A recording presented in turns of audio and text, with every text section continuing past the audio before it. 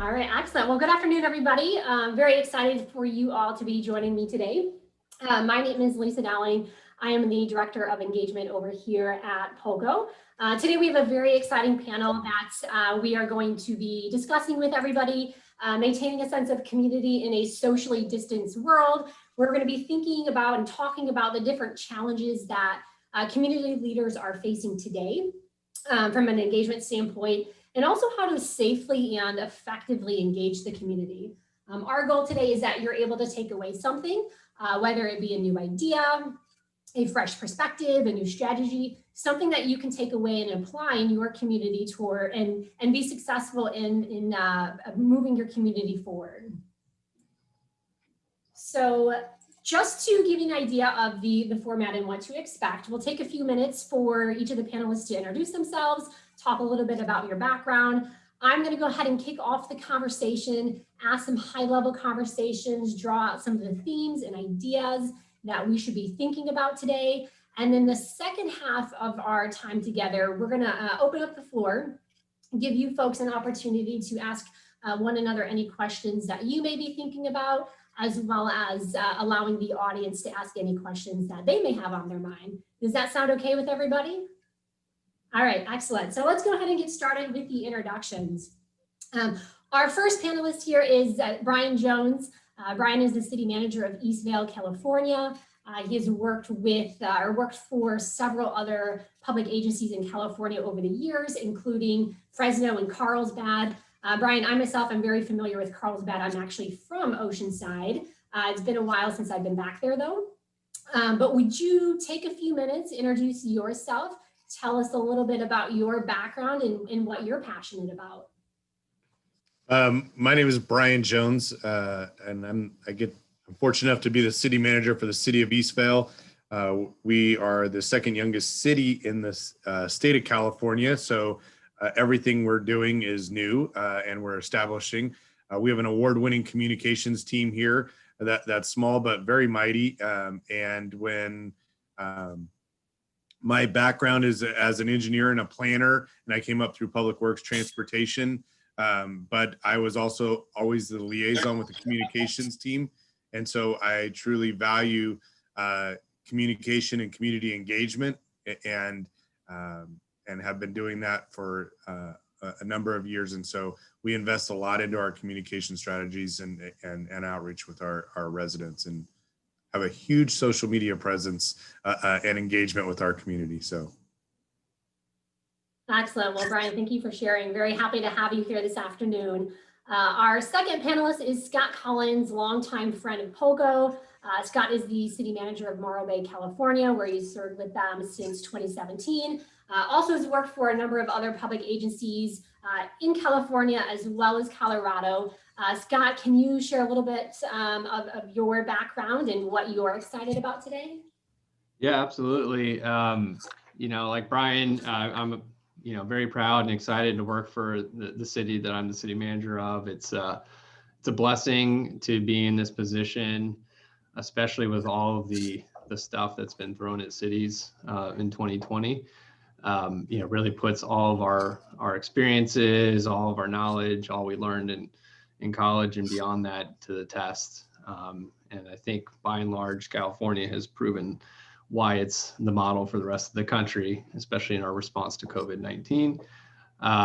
Excited to learn from people like Bryan and Channing. I know they're exceptional in communicators. And prior to coming here, Morro Bay, I was the deputy city manager and communications manager for city of Santa Cruz, California, and really learned how to kind of think through strategy and how to engage your community, and really trial by fire and dealing with crises, which obviously this year just seems to lend more and more to that expertise, and also provides opportunities for others in the organization to really to understand and learn the power of communication. And I've been thrilled to be associated with POGO for the last couple of years, and we really learned a lot about our community through using the POGO tool. So I'm really excited just to learn from the other panelists today.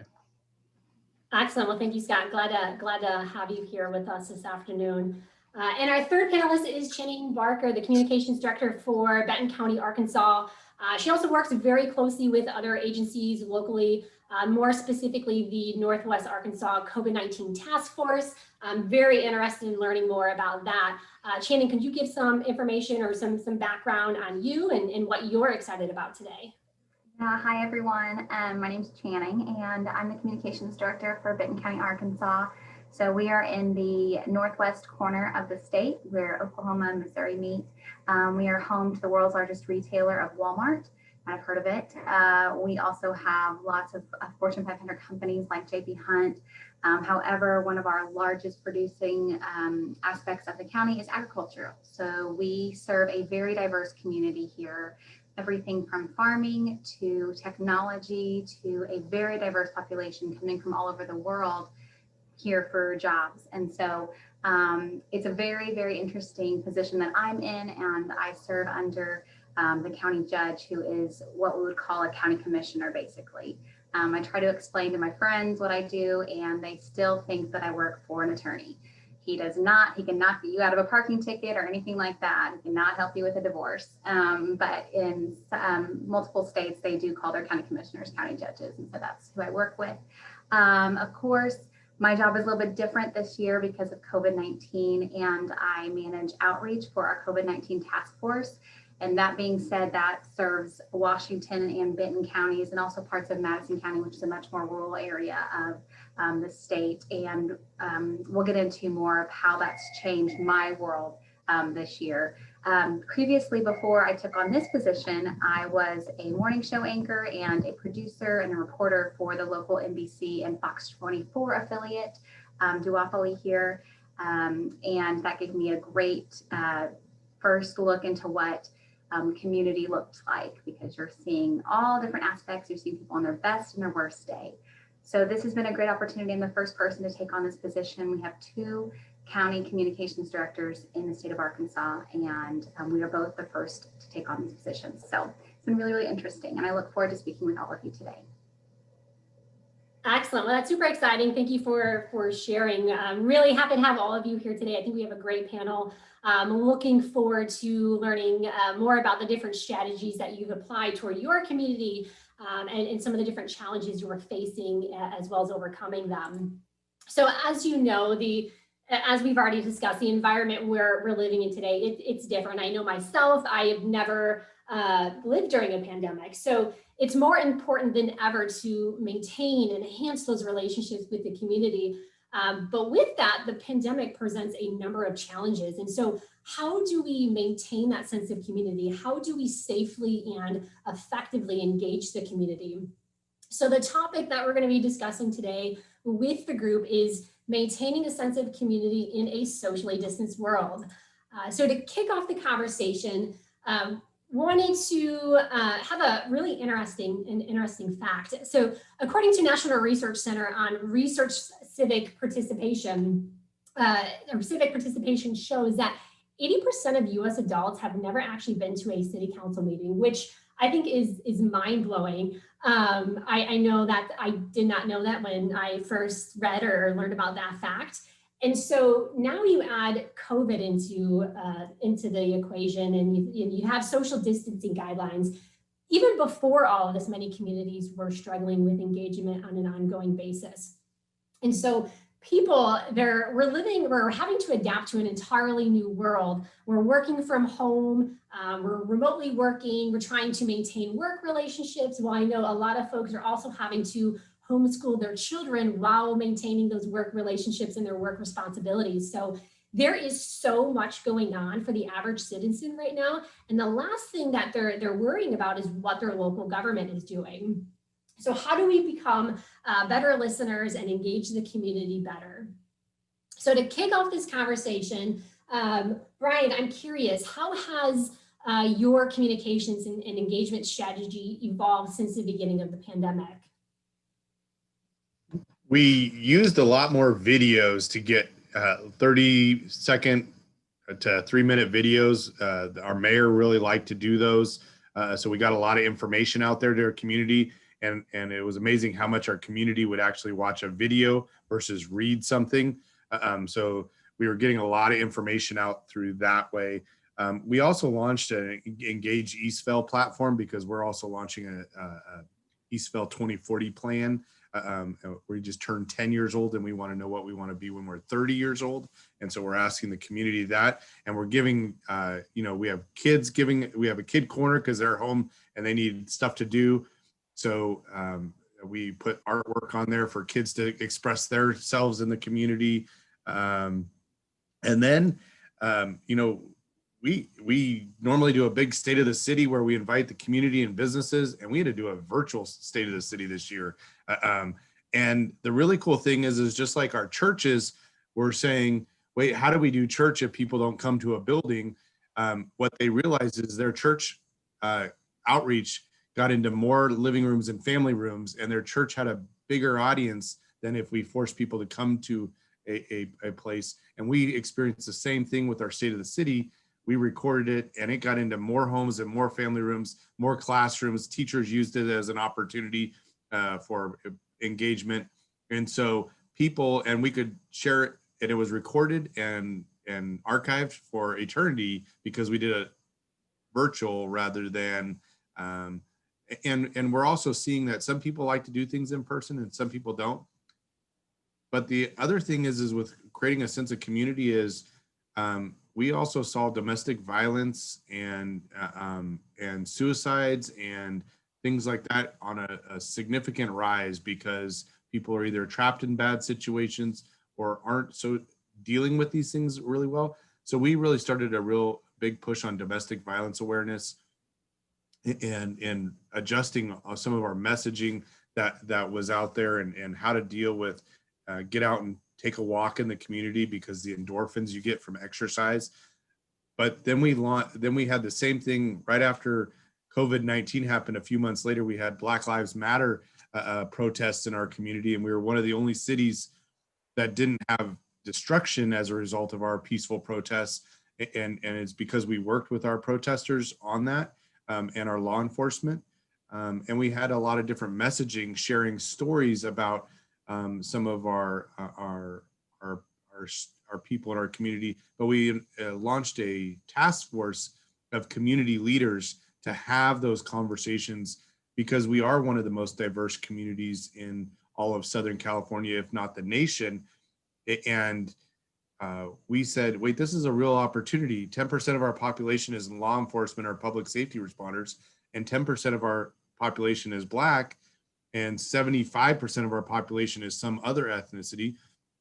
And so we can step out of our front doors and look to our left and look to our right, and we have opportunities to have conversations in our neighborhoods and our communities at a different level. But we started that task force, which also started a Just Moves campaign where residents started getting together on Sundays and doing socially distanced exercising so that we could have a healthy, interactive community. And so they would do something for 90 minutes together, and they could walk together and meet different people of different backgrounds and really cool. And they were getting fit, which is, as we were all putting on our COVID-19 or 38 for some of us,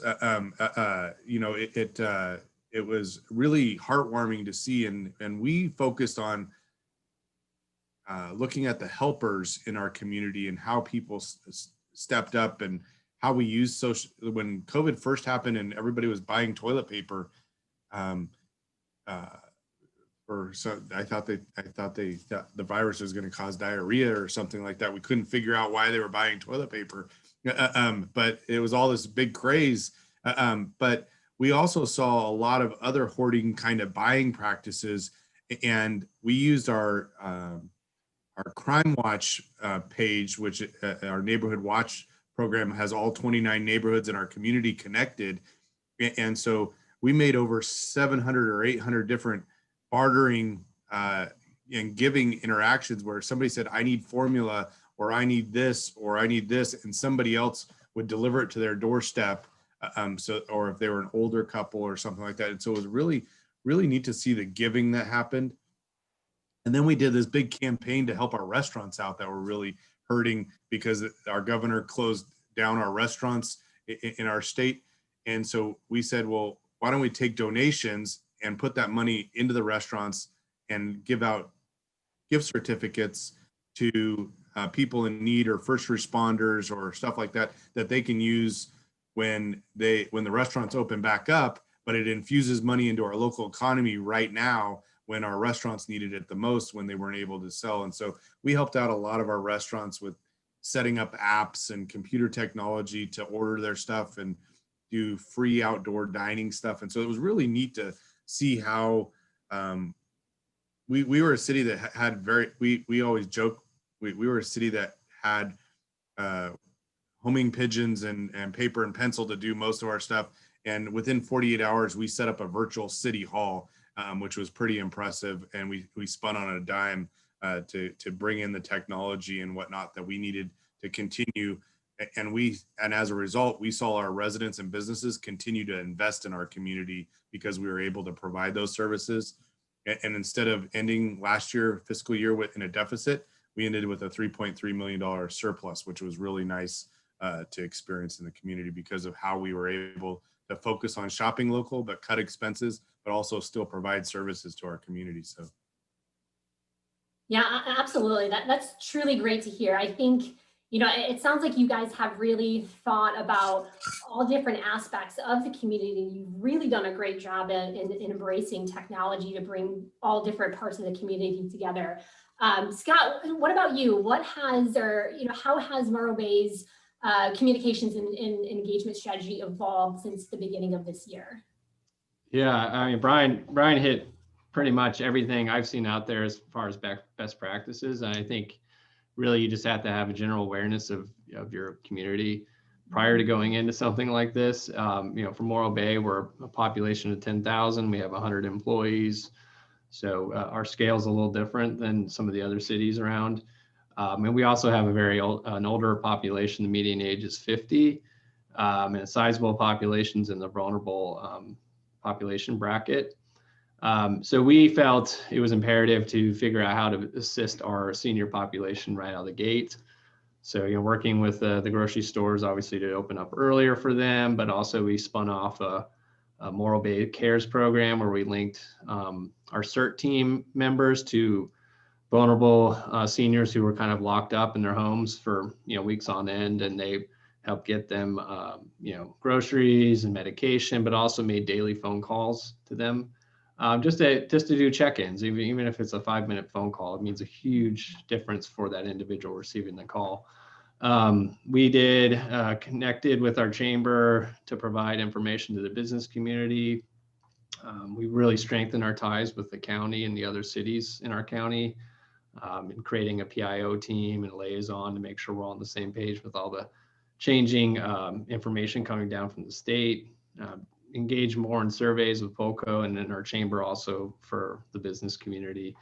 And we launched to create more of an aspirational messaging after we were dealing with this for a couple months, and people were atrophying and really hoping this thing was going to go away. And it obviously wasn't. We launched a hero program where our cops hand out stickers and other swag to folks who are wearing masks, because we wanted to see greater participation in mask wearing. And also because we are a tourist community, for a few months, the tourism was shut down completely, but then people started to feel a little more safe around Memorial Day. And so we saw an uptick in visitation and then a significant uptick after that. And as Bryan mentioned, restaurants were closed indoors, but they could provide outdoor dining. And so all the trash that was generated for takeout had to go somewhere. And so we found ourselves dealing with a pretty nasty litter problem. So we launched a trash hero program where we reward people for doing the right thing, which you think is obvious, but you'd be surprised how people have reacted to this in some places. And then we also launched a business hero program to honor those businesses that have gone above and beyond to maintain a safe environment for not only their customers, but also their employees. And we also, try to have fun with this too, whether it was Easter or with the Halloween, doing virtual things for children, and also worked with the school to do a parade where we could bring all the teachers through all the neighborhoods to see the kids, because, after March, they didn't go back to school, and they're still out of school actually, doing all virtual. So we try to find ways to connect the community together. But Bryan really hit all the major points that I think we can all learn from. Yeah, absolutely. Thank you for sharing. Channing, with you being in county government, I imagine you've experienced some slightly different challenges. How has your engagement strategy evolved or changed over the last few months? Well, Bryan and Scott, really, I think that they did an excellent job. And a city, I think, is a little easier to understand their communication strategy. I'm not saying that it's an easy position, it's an easier way to connect with the community, because I think people look at a city very directly. Their parks, their any kind of engagement is much more tangible, whereas the county is like this grandpa that you only see during like voting and like when you have to file for divorce or when you have to do certain things for a passport. At least here in Arkansas, that's kind of where we are. People are only really care about something when they're affected, right? And that's for anything. So unless you're actually dealing with the county a lot, you don't really notice. But so what we really looked at with our strategy was obviously an O shift moment. We were shifting a lot of our vehicles that we utilized for communicating to, instead of this like panic of a curse word, we really changed it into, okay, let's just reposition things. Our communication strategy involves everybody. It's the city people, it's the people that are in the outer areas, the unincorporated areas. And so we have to adjust our tone and our copy accordingly. So when COVID hit, our strategy really had to line up with the CDC and the ADH, the Arkansas Department of Health, for two reasons. We wanted to set strict guardrails as to where people were getting their information. We didn't want to set ourselves up as a source for medical advice during a pandemic. I'm not a doctor, and neither is anybody that I work with. And two, people weren't coming to us for that, right? People were not looking to the county government for where am I supposed to go? How do I get XYZ? Where is my PPE? So our messaging really shifted into a continuity of services that we were still getting it done. That was our hashtag. We were getting it done in the continuity of services like public safety, the sheriff's office, our dispatchers, who are really the first responders when you're calling 911 and something's happening. There was no way they could work virtually. You cannot sit at a desk that is equipped with hundreds of thousands of dollars of equipment at your home, whereas a majority of us could take phone calls, reroute it to our cell phone and work comfortably in our homes. These folks were still having to come in, be with other employees and putting themselves at risk potentially when the rest of us were pretty much locked down. And now what we're seeing is our shifting is into voting. So here in Arkansas, we have 2 weeks of early voting, and I'm from Oklahoma originally, where we only have 3 days of early voting. So we have had to really emphasize the ideology of how important early voting is due to COVID-19. And that messaging changed a lot from previously from when we had our March primary, because we just had heard about the pandemic in March, right? And so when we had our runoff elections, it was like, oh, there's this thing happening, but we hadn't taken a lot of precautions necessarily because, like many of you, we didn't know what COVID-19 looked like. So we changed our messaging as far as for voting. What we were seeing on social was about 22 seconds was about as long as we could hold someone's attention. And I'm 31, but I'm not a TikTok user. But TikTok has been the largest blessing, honestly, because we've been able to utilize it and engage people. We have 12 early voting sites, and utilizing this weird algorithm that they have has allowed us to not necessarily use our account for getting information out for TikTok, but we were able to make really quick, easy videos, about 20 seconds long, about all of the locations where you could vote. And we're pulling that over into how can you see your single ballot? And there's a green screen effect. I know this sounds crazy, but like just the super simple things that I would never have thought of 6 months ago. We've got all the video equipment here. We've got all the, great editing equipment for videos. But I'll tell you what, that phone has been the great, just this app that we use, and I don't think that TikTok is necessarily a thing that only young people are using, but it's something that I was not necessarily plugged into. So all that to say that we shifted a lot of our messaging and even the tools that we utilize. we use the Nextdoor app a lot. And once the pandemic hit, we were just posting information and copy and messaging from the CDC. Again, we did not want to become a source for advice. We wanted to continue the messaging and route people to where they needed to go. But as far as our task force goes, that's a whole different story because we have the largest Marshallese population outside of the Marshall Islands. That's because when those islands were bombed, they were sent here to Springdale, Arkansas, and the Northwest Arkansas Task Force is made up of multiple counties, and the community that is made up of people from the Marshall Islands lives in Washington County, our neighboring county to the south. So we were having to translate information for testing and for COVID precautions into a language that's only been around about 40 years. So there's a very small number of people who actually have that language in their pockets. So we also have a very large Hispanic population as well. And so we were realizing as a county government, we were realizing how diverse our population is and how much they were affected disproportionately in this community. That's been incredibly difficult to swallow because we were not, I will say one of the things that we recognized was we did not have translating services just waiting for us. And so finding that out while you're in the middle of a pandemic was very difficult because we did see so many people being disproportionately affected. So I hope that answers the question just in multiple facets that we were seeing this pandemic affect us. But for the county, for sure, it was just a continuity of services and getting the message out that we were still here, still doing the job. Our roads were still being paved. They were still being graded. Sheriff's deputies were still out and about just with masks on.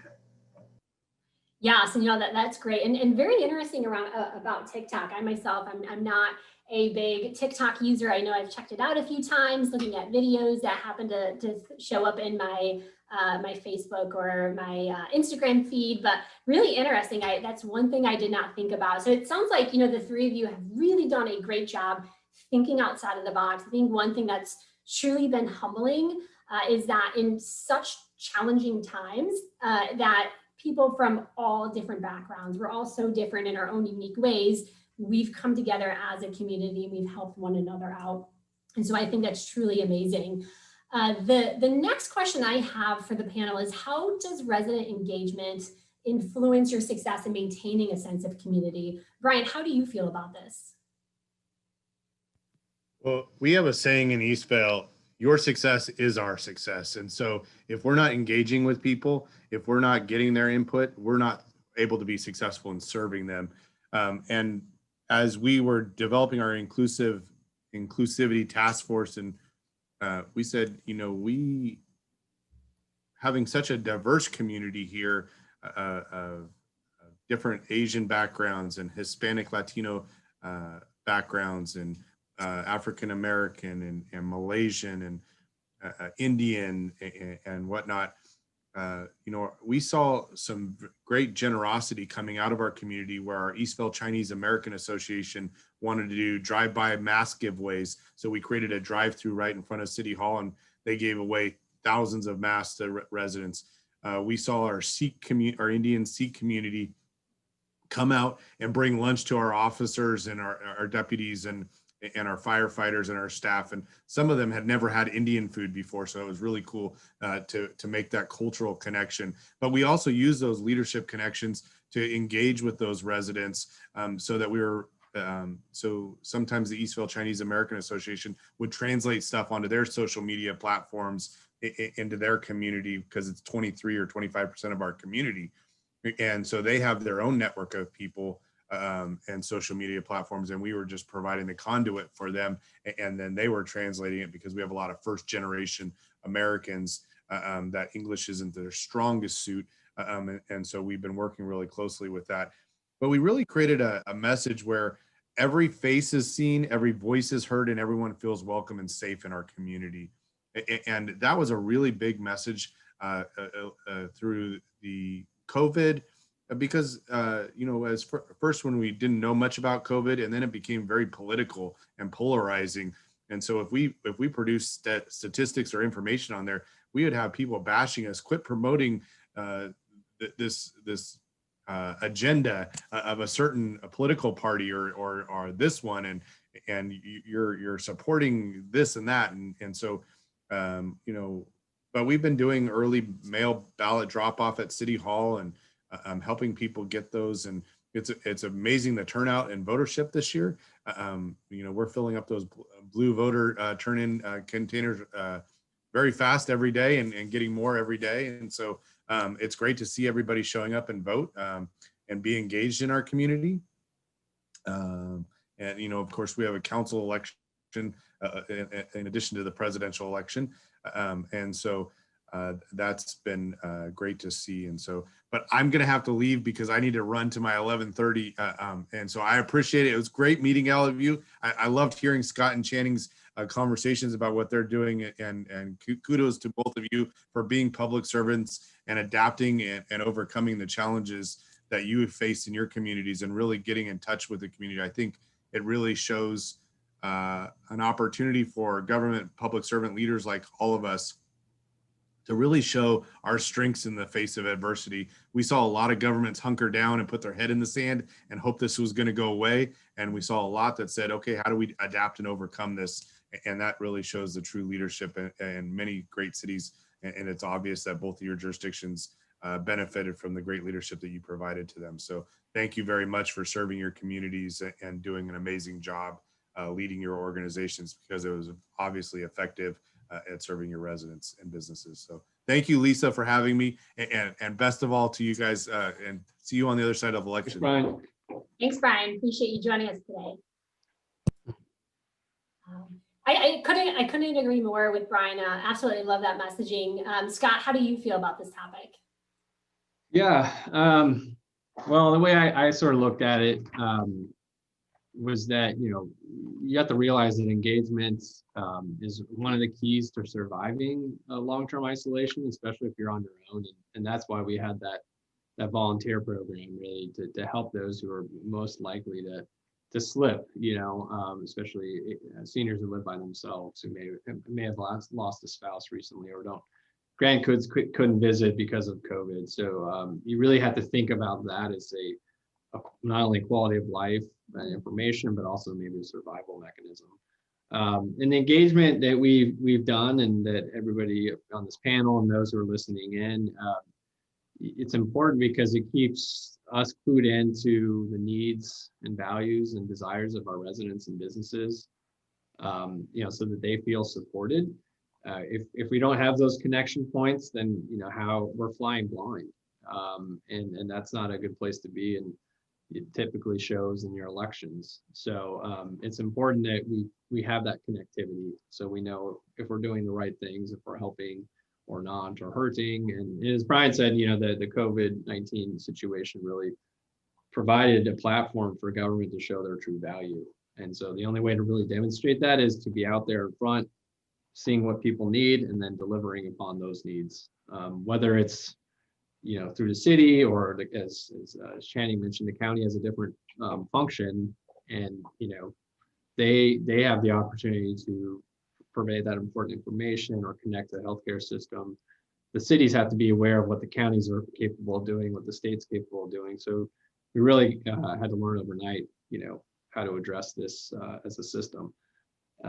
So, you know, we also want to help people stay positive and support each other, and try to expand on those efforts. And, you know, from my vantage point, seeing the community's reaction to a lot of folks visiting Morro Bay, and, you know, sort of at the height of COVID-19, and having concerns about that, and it really starting to spark conversations about what we want to be in the future.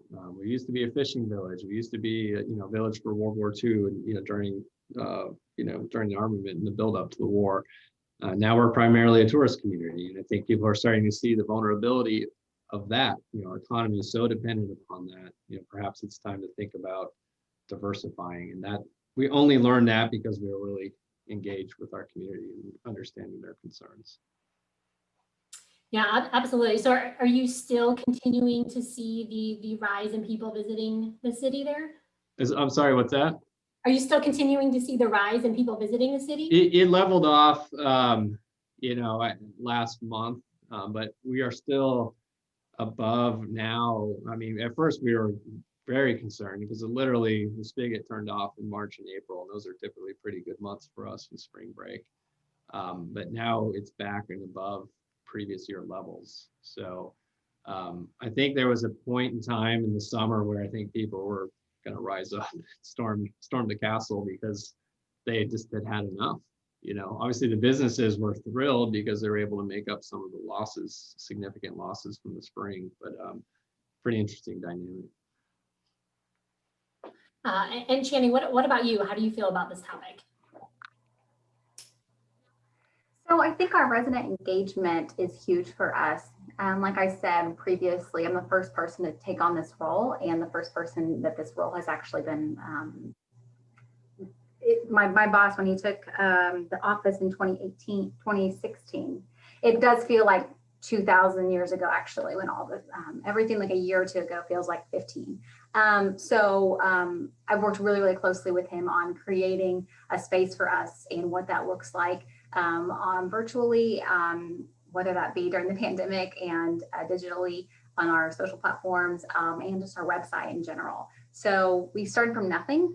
And so our engagement has been huge because we didn't have anything to compare it to, right? So it was really nice in that aspect, but also when you do have a social platform, you then have to mitigate what actually you should take into account, or is that just someone having a bad day, or what does that look like for them? And so during the pandemic, that was, of course, even more highlighted because everyone was on their screens all day. So we really, I think what was highlighted during the pandemic, even more so than normal, was that we had to meet people where they were and where they are. You know, if they are needing XYZ, where can we point them to? And it goes back to the idea of what our purpose was of county government during COVID-19. Was it for us to mitigate any concerns and questions about COVID-19, or was it to be the source? And we really had a great streamlining process with our COVID-19 task force to basically to send any questions and concerns to our epidemiologists, to our other city governments, and figuring out what that looked like. And we didn't do it all right, the first week of April. It wasn't just flawless. We failed, and we realized, when you've been working for 2 weeks straight and you mess up a time for a testing event because it was in Marshallese, and you think some things at some point, and then you're like, I need to sleep at this point. It's been a really, really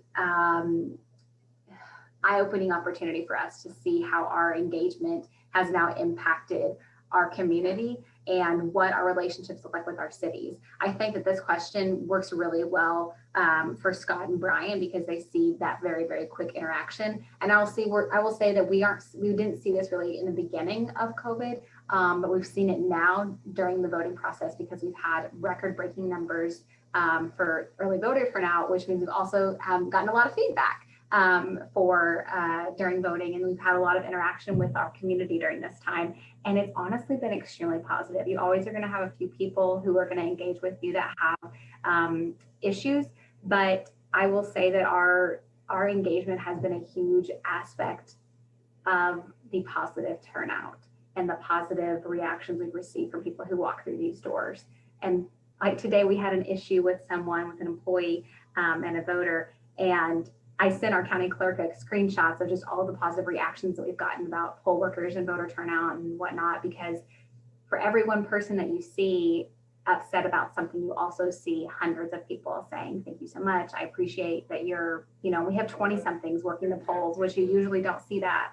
You usually see a more retired population. And so that's been really cool. But again, you have to meet people where they are, and humanizing county government has always been one of my big goals, because big government in general right now, especially what I'm seeing in my community, is people are realizing how much of a role government plays, and they want a piece of that pie and they want to understand it. And so we have to meet them where they are, engage them, and also let them know the pandemic's not stopping us from serving them. Yeah, absolutely. And you bring up a very great point, and you actually led me right into my third question in, what tools are you using to measure feedback from a resident's perspective? And so you said meeting them where they are, using TikTok, using Nextdoor, thinking outside of the box. And so, even though that you're gonna hear from one or two people that are not necessarily happy or thrilled, but for that one or two people, there's several dozen more who are thrilled and think you're doing a great job. And so in addition to the social media platforms, are you using any other tools to receive feedback from the community or to measure that feedback? So for us, we took advantage of some of our funding. So to back up just a little bit, you know, as every county and city was seeing the decline of tax dollars to their accounts because people weren't getting out and about and not seeing that percentage they usually do. We also prepared ourselves for a huge deficit, and we were very nervous. And then it actually turned out that that wasn't the case at all, and we didn't see as big of a downfall that we thought. And so we now have implemented some programs on our website that will launch in 21 for feedback from citizen engagement, and we're very excited about that. Once we get through the pandemic and the voting. So I guess I should say once we get through voting. I don't know when we're going to get through the pandemic. So once we get through voting, we'll be able to look more deeply into that and showcase more often. But that's going to be a huge tool for our county leaders in order to measure feedback and to quantify what they see as feedback and what they see as just complaining. So we'll be excited to launch that and a texting program as well, which for county government is a really, really big step because county government is not always, you know, at the top of the technology sphere. So we're very pumped about that. And I would say even too, just simple things like what we're doing. I don't know if this is necessarily a tool, but we've created webinars where we've had just Q&As about what's going on with voting and absentee voting. We don't have mail-in voting here. I know you guys in California have that. It would make our lives a lot easier, I think, if we did that. Actually, I take that back. I don't know that anyone's lives is easy during this election cycle, but we have absentee voting, and so you have to request an absentee ballot be sent to you. So it's a dual process. It's not just sent out to you to register voters. And so we've set up tents outside on Saturdays so that people can drop off their ballots instead of having to rely on the mail system, which has led to a lot of conversations and people, again, humanizing county government. And that's been a tool that I would say is invaluable because when you put a face to county government, because there's multiple leaders, right? There's a county judge, there's county clerk, circuit clerk, there's circuit judges, there's a coroner. I mean, there's, so there's not like one face, like a mayor. And so putting face, another person in your community to county government has been huge for us. And so the feedback measuring tool, looking at our analytics and our metrics that we set forth. And I have an intern, thank God, who will be able to measure weekly that information. But other than that, it's been a lot of human to human interaction, whether that be dropping off your absentee ballot or that be coming in to pay your taxes. That has been our largest tool for feedback. And I'm extremely appreciative of that during this time. Excellent, excellent. And Scott, what sort of tools is your community using to measure feedback from the community?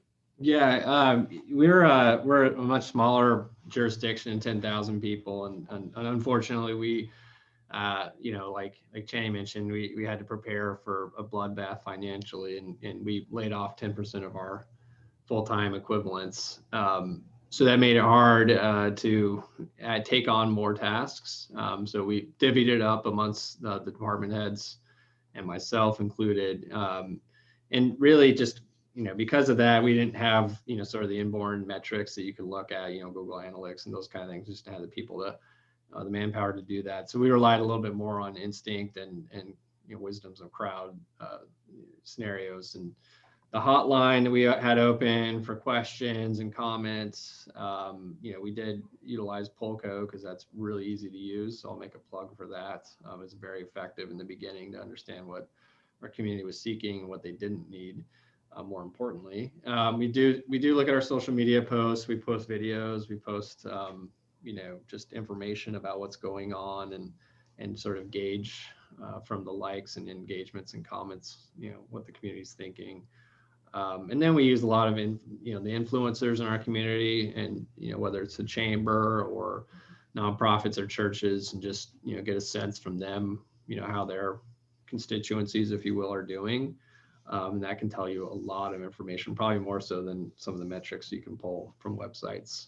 So, I think it's a balance of, using technology, and then just sort of good judgment and having built those relationships out in the community before something like this hits, so that you can get the truth talk, which is a phrase I like to use a lot. It's like, we got to get beyond the pithy cliches and really get down to business and how we're doing. And you got to have those people out there in the community who are willing to tell you the truth, not to be complainers, but just to say, hey man, this is working out really well, or this is missing the mark. You need those people in the community on your side. Yeah, I think, Just in the across sense, the board, one of the biggest challenges I've been hearing from community is, doing more with less, having less staff time, having less staff resources, and how do you continue to engage, utilizing what you're already using, while also leveraging the existing relationships you already have in the community, Scott, like you mentioned, with the chamber or downtown district, or Channing with the, creating that, the task force in the Northwest region there. So that's very interesting. I really appreciate your perspectives on these questions here. So we're going to go ahead and move on. I'd like to open it up for any questions from the audience. I'll always take a moment for some questions to come in. Channing, Scott, do either of you have questions for each other, something you've been thinking about? well, I do have one thing to add to the previous question about engagement and how we measure that. We had in Arkansas, as a Southern, whatever you want to call Midwest Southern, wherever you are perspective wise, we were kind of later in the cycle to really see our hit of COVID. And our task force formed in late March. And so we went through April and we thought, okay, like we've got this, and extremely smart individuals, mayors, chamber leaders, hospital administrators.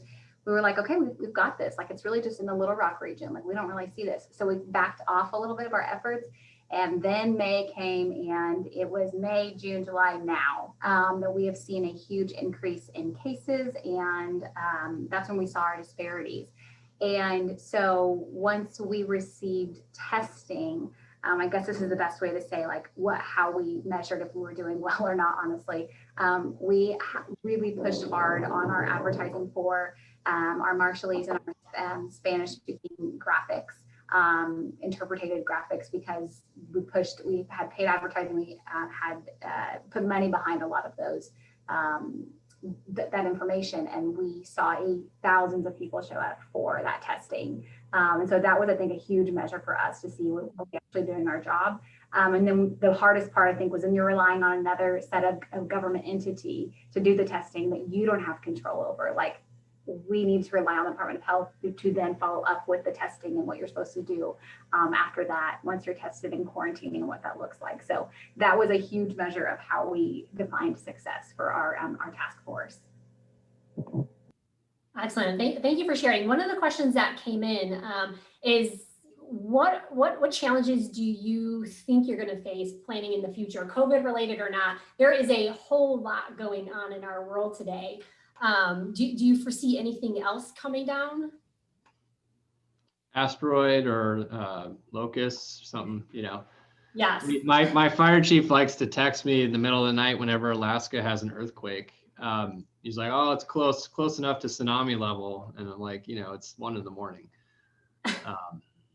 So, I'm holding out that that doesn't happen in 2020, but it's an excellent question, and we've tasked ourselves. We have the Emergency Operations Center that launched on March 19th when we declared an emergency locally, and we try to do our best to stay engaged in the moment. Okay, when are the testing going to take place? What's the county metrics? How are we dealing with the tourists, et cetera? But thinking 2 weeks, 4 months down the line, how are we going to be ready for inoculation, distribution? How are we going to allay some of the fears about those, if they're safe? Just thinking along those lines, trying to be projecting out into the future as best we can, knowing, of course, that day one your plan has to be revised. But that's sort of what you have to do. You have to do both. You have to think now and into the future. Of course, we are also preparing for potential disruptions to the election day, although I think a lot of the historic early voting, probably 100 million people will vote before the day of, will take away some of those concerns we have. But if there's a contested election, how are we going to be in front of that? There's a communication component to that as well, staying calm, just taking a break, taking a breather, finding something else to focus on, give them something other than the election to focus on, please God, I would really gladly take any ideas and podcast recommendations for non-election in 2020. We did open a pot shop a couple weeks ago, so just saying. Sorry. I think it's safe to say that for the remaining of 2020, everything is fair game at this point. It's definitely been quite a year. Quite a year. I would say for us, Lisa, we will be definitely facing what diversity, equity, and inclusion looks like here in our region of the state and of the world, because it's something that is that we internally can try to educate and open up those conversations. And I think probably what our first step in all of that will be to internally with our 1,000 employees do that. And then what does our role look like as the county? Cities are doing a lot of things that Scott and Bryan were talking about, as far as groups and task force on inclusion. We don't know where we fall on that necessarily. We don't really know what our space looks like. So that will be our biggest thing moving forward. We usually have a lot of flooding in the month of October and November. Last year we saw a tornado in November. So I will be very thankful if the weather can stay away. It's been raining for 2 days straight here, so I've been very thankful that we haven't had flooding. But flooding and tornadoes would be great if they could hold off until 21 at least. But I would definitely add to the fact that the elections, we've gone through, in communication at least, in my role, I've gone through what I would hope would be the worst case scenarios of election night. What happens if ballots are missing? What happens if people are upset? From the election commission standpoint of, okay, here's my list of questions and here's my list of responses. And as a reporter, I had to kind of switch roles. As a previous reporter, I had to switch roles as communicator and think, okay, so what would I ask in this situation? And, if worst thing comes to worst, if for some reason all of the data is completely disappears, during the night on the 2nd of November, what happens? So, and then also just getting some of the statistics and copy written ahead of the time have been really helpful for all of our postings, what our 2016 and 2012 numbers looked like previously. But yeah, weather would be our biggest thing right now. Yes, and you bring up a great point with the equity and inclusion. I think that's a topic that a lot of other communities right now are thinking about. Like you had mentioned, both internally within their organization and then looking outside externally at their community and how diverse is their community and just overall welcoming. So very good point there. Well, I appreciate all the background information and your perspective. So just to summarize our panel discussion today, again, really great, meaningful conversation on maintaining a sense of community in a socially distanced world. Channing, you shared with us the different ways of communicating, engaging residents, working with other local agencies, leveraging those relationships within the community that already exists. Bryan talked a lot about keeping the lines of communication open and how that is crucial in maintaining that community as well. And then Scott, you shared some really great information on tools that you're using to measure feedback and hear the voice from the community. So really appreciate that. So just to a couple of things before we wrap up today. Again, it's been an absolute pleasure with you all. I really appreciate you taking some time out of your afternoon. A few last things. So I'm going to follow up or send a follow-up email with the three of you, introducing you to one another. So you have a contact information. You can continue the conversation with each other. We have another panel discussion coming up in 2 weeks. I think it's November 12th. So if you know anybody else, any other communities or colleagues who would be interested in participating, feel free to pass them along my way. Going to send an email also with the recording from today. Feel free to share that on LinkedIn. And then lastly, I will be following up with you each individually, just getting some feedback on today's conversation. So be looking for that in the next few hours. But if anything else comes up, let us know. And again, thank you so much for your time this afternoon. Really, really appreciate it. Complete pleasure. Thank you guys so much. Thank you. Nice to meet you. Nice. Thank you. Good luck out there, everybody.